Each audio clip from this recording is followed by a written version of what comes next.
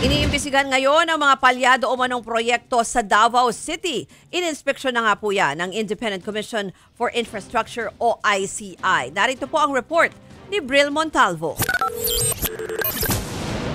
Kasama ang DPWH, ininspeksyon ng Independent Commission for Infrastructure o ICI ang mga infrastructure projects sa Davao City ngayong araw. Pinangunahan ito ni ICI Special Advisor Rodolfo Azurin Jr. kasama sina DPWH Undersecretary Arthur Bisnar at Baguio City Mayor Benjamin Magalong. Isinama si Magalong para sa turnover ng mga nauna nitong naimbestigahang proyekto noong siya pa ang ICI Special Advisor. Una nilang sinuri ang konstruksyon ng road slow protection structure at rock netting sa diversion road sa Shrine Hills, Matina. Kumuha sila rito ng sample sa mga ginamit na mga materyales. Has to go to a series of tests pa kasi para na sa ganon ma-determine ng quality control kung yung mga ginamit na materials ay pasok sa specification.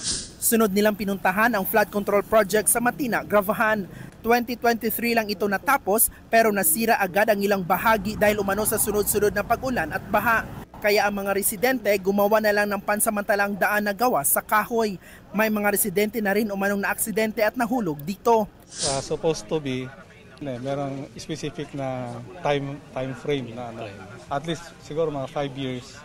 So dahil nga sa nasira, so tingnan natin kung ano yung cost ng ng pagkasira. It has something to do with the materials na ginamit or hindi tama yung mga timpla ng semento. So makikita lahat yan sa test na ikakandak ng DPWH. Ayon sa ICI, nakatanggap na ito ng aabot sa 400 reklamo ng mga flood control project sa buong bansa at higit 50 rito ay mula sa Davao Region. Sa Kamara, gusto rin paimbestigahan ni ACT Teachers Party List Representative Antonio Tino ang 80 proyekto sa Davao City 1st District na may irregularidad umano. Nagkakahalaga raw yan ng higit 4 na bilyong piso. Ang mga red flags na ito ay posibleng indicator ng overpricing, gross overpricing, ng posible rin may ghost at iba pa na mga anomalya.